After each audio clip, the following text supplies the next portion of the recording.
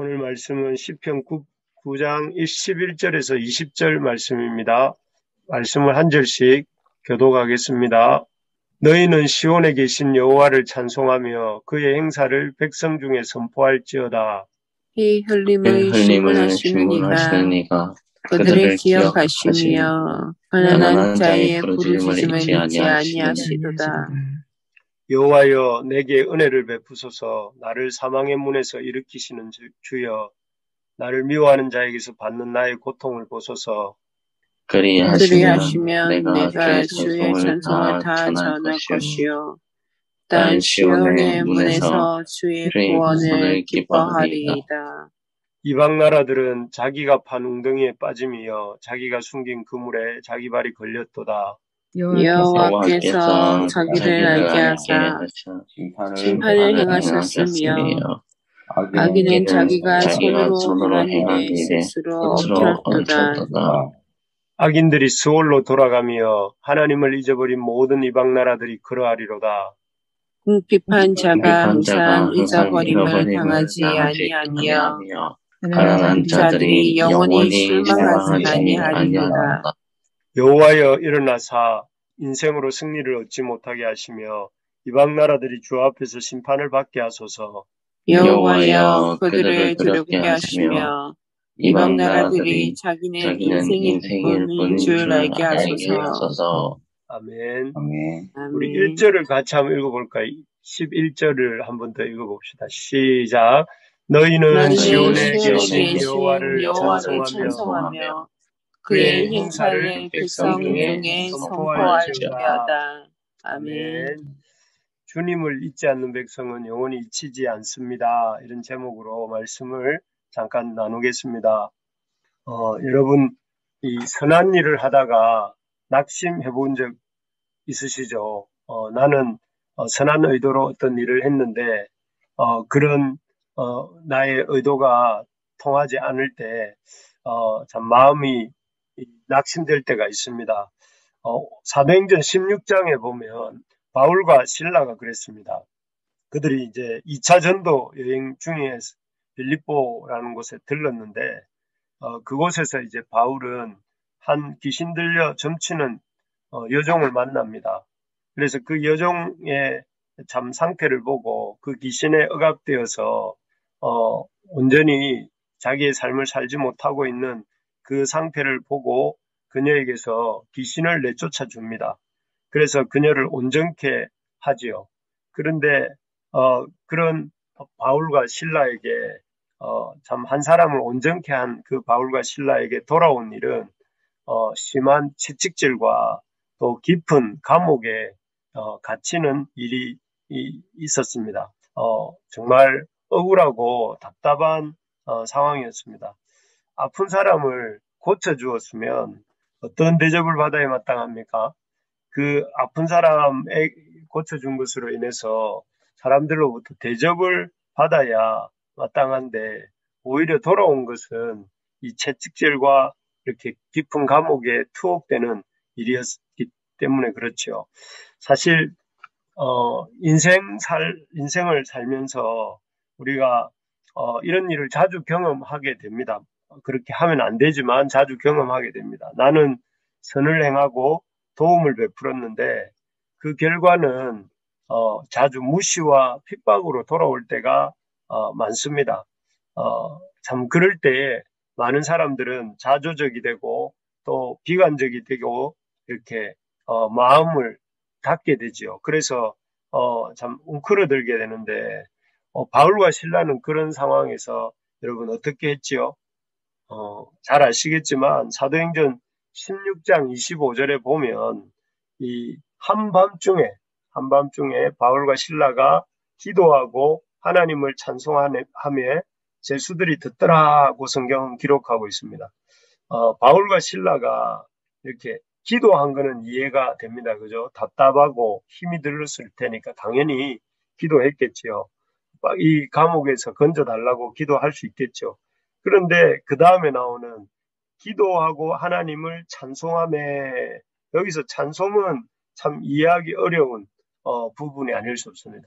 어떻게 그 상황 속에서 그 억울하고 답답한 상황 속에서 어떻게 찬송을 할 수 있을까? 이런 생각이 듭니다. 비록 그들은 이렇게 빌립보 사람들이 자신들에게 은혜를 원수로 갚았을지라도 하나님께 초점을 맞추고 그 하나님을 바라보면서 하나님께 기도할 뿐만 아니라 한 걸음 더 나아가서 하나님께 찬송까지 했던 것이죠. 우리가 여기까지 나가야 되는 것 같습니다. 그렇게 할 때에 놀랍게도 땅이 흔들리고 옥문이 열리는 그런 큰 역사가 일어났습니다. 바울과 실라를 힘들게 했던 환경이 그야말로 깨진 것이죠. 그래서 참 그들은 그곳에서 큰 하나님의 역사를 경험하고 더 나아가서 이 빌립보 교회에 이런 기초를 놓게 됩니다. 그래서 그들이 고쳐주었던 그 점치는 귀신 들린 여종과 간수장과 또 자주장사 루디아를 중심으로 하나님의 교회를 이렇게 이 빌립보 지역에 세우게 되는 것이지요. 참 여기서 깨닫게 되는 것이 무엇인가 하면은 정말로 억울하고 힘든 상황일수록 우리가 사람이 아니라 우리를 힘들게 하는 사람이 아니라 또는 우리를 어렵게 만드는 상황이 아니라 하나님께 초점을 맞추고 하나님을 찬송하고 하나님께 기도하는 일이 중요하다 하는 것입니다. 오늘 본문에 나오는 다윗도 이 자기를 끊임없이 쫓아오는 이 대적으로 인해서 아주 억울하고 답답한 상황이었습니다. 까닭 없이 자기를 미워하고 또 자기를 없애려고 이렇게 쫓아오는 대적들 앞에서 그 다윗은 너무나 억울하고 자기가 한 것이라고는 이 유다 백성들을 위해서 또 이스라엘 백성을 위해서 헌신한 것뿐인데 돌아오는 결과는 이렇게 이 자신에 대해서 이렇게 압박해 오는 것이니 참 답답하고 힘든 상황이었습니다. 하지만 이런 상황 속에서 계속해서 다윗이 한 일은 앞에서 읽었지만 하나님을 바라보고 하나님께 초점을 맞추고 있는 것을 볼 수가 있습니다. 그래서 여기 11절에 보시면 11절에서 뭐라고 아까 우리가 보았지만 이 고백을 하냐면 시온에 계신 여호와를 찬송하며 그의 행사를 백성 중에 선포할지어다 하고 시온에 계신 여호와께 그의 시선을 모읍니다. 그리고 12절에서는 그 주어가 또 이 피 흘림을 신문하시는 이가 그들을 기억하시며 가난한 자의 부르짖음을 잊지 아니하시도다 해서 이 억울함을 신원해 주실 피 흘림을 신문해 주실 그이에게 초점을 맞추지요. 또 13절에도 보면 여호와여 내게 은혜를 베푸소서 나를 사망의 문에서 일으키시는 주여 나를 미워하는 자에게서 받는 나의 고통을 보소서 하면서 여호와께 또 주님께 자신의 시선을 올립니다. 그리고 14절, 15절, 16절에서도 보면 이방 나라들이 자기가 판 웅덩이에 빠짐이며 자기가 숨긴 그물에 자기 발이 걸렸도다. 여호와께서 자기를 알게 하사 심판을 행하셨으며 악인은 자기가 손으로 행한 일에 스스로 얽혔도다 라고 하면서 그 자신의 그 억울함을 이렇게 이 악인들과 이방 나라들을 심판하시는 그 여호와께 이렇게 올려드리고 그 여호와를 바라보고 있는 다윗을 볼 수가 있습니다. 철저하게 여기에 어떤 여호와 또 억울함을 신원하시는 하나님 또 우리의 그 시온에 계셔서 이렇게 우리의 인생을 판단하시는 여호와를 바라보고 있는 것을 볼 수가 있습니다. 이렇게 바울과 실라도 그랬고 다윗도 그렇고 이 여호와를 바라보며 여호와께 초점을 맞출 때에 이 다윗의 삶이 어떻게 됩니까? 그 억울함에 매몰되지 않고 그 답답함에 매몰되지 않고 그 힘듦에 매몰되지 않고 견고하게 세워진 것을 볼 수가 있습니다. 그리고 이렇게 여호와를 찬양하는 동안 그가 그 수십 편의 수백 편의 시편을 짓고 여호와를 찬양하고 여호와께 나아가는 동안에 그 그의 대적 악인들은 아침 햇빛에 아침 이슬 사라지듯이 이렇게 사라지고 말지요. 정말 그렇습니다.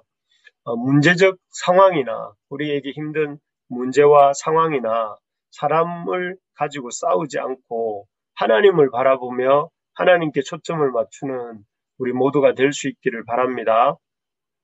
네.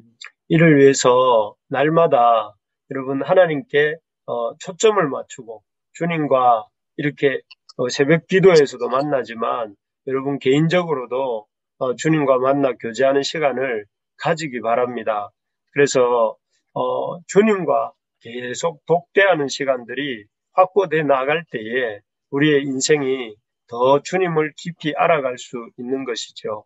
그래서 요즘 우리 교회 청년들이 이렇게 카톡방에 기말고사 바쁜 기간 속에서도 또 아침 7시에 출근해가지고 저녁 8시에 퇴근하는 그런 힘든 시간 속에서도 시간을 내어서 이제 텐을 한다고 아침에 10분 성경 읽기, 점심에 10분 말씀 묵상, 저녁에 기도로 이렇게 보내려고 자기들끼리 이렇게 애를 쓰고 있는 것을 볼 수가 있습니다.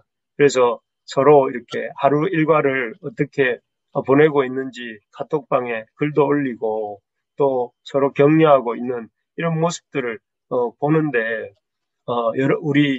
이미 우리 장년들은 또 새벽 기도를 통해서 그런 시간들을 갖고 있지만 바라기는 좀 더 우리가 더 시간을 내어서 우리가 공적인 새벽 기도 시간 외에도 여러분 개인적으로도 주님께 시간을 내어서 말씀을 보고 더 집중할 수 있기를 축복하고 소망합니다. 아멘. 그래서 주님을 더 깊이 경험하는 은혜가 우리 주님을 더 인격적으로 체험하는 은혜가 우리 모두에게 있기를 바랍니다. 어떻게 해야 우리가 주님을 더 깊이 경험할 수 있을까요? 다윗이 기쁠 때나 슬플 때, 좋을 때나 힘들 때 이렇게 시편으로 주님께 나아갔던 것처럼 늘 주님과 이렇게 독대하는 고정적인 시간을 우리가 가질 수 있기를 바랍니다.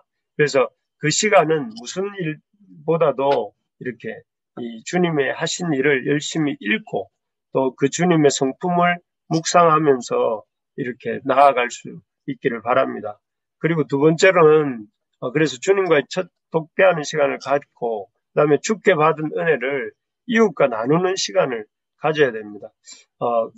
이스라엘의 갈릴리 바다는 헐몬산으로부터 받은 그 물들을 이 사해로 이렇게 흘려보내기 때문에 살아있는 바다가 되지만 반면에 이 사해 바다는 갈릴리로부터 받은 물들을 품고만 있다 보니 그야말로 데드시가 되지 않습니까? 마찬가지로 우리도 우리가 받은 은혜를 흘려보낼 때 전도하고 또 다른 이들을 가르치고 다른 이들을 섬길 때에 그 은혜가 우리 속에서 더 살아나게 되는 것입니다. 그래서 여러분 은혜를 우리 가슴 속에만 나에게만 두지 말고 왜 I, my, me, mine 하지만 말고 우리가 받은 은혜들을 다른 사람들에게 이렇게 흘려보내고자 하는 우리의 가족들에게 또 우리의 이웃들에게 우리가 하나님께로부터 받은 은혜에 대한 이야기들을 나눌 수 있으면 좋겠습니다. 그래서 우리 주변에 하나님의 은혜가 우리에게 만나게 해주신 분들에게 우리가 하나님께 받은 은혜를 이렇게 잘 나누고 증거하는 증인이 되는 우리 모두가 될 수 있기를 주님의 이름으로 간절히 소망합니다. 그리고 그래서 우리가 적극적으로 복음을 증거해야 됩니다. 하나님은 이 우리의 삶을 통해서 다른 것보다 복음이 증거되기를 원하시고 하나님의 하신 일들이 드러나지기를 이렇게 바라십니다. 그래서 우리 교회가 이제 7월 11일 날 우리 주변 이웃들을 초대해서 하나님에 대해서 소개하려고 하는데 기도하고 또 우리가 이 작정하고 또 그분들을 위해서 초대할 그런 분들을 가슴에 품기를 소망합니다. 그래서 그분들이 교회당의 문턱을 한번 넘어보는 그런 기회가 될 수 있도록 여러분 한번 우리가 이름으로 힘쓰고 기도로 힘쓰는 우리 모두가 됩시다.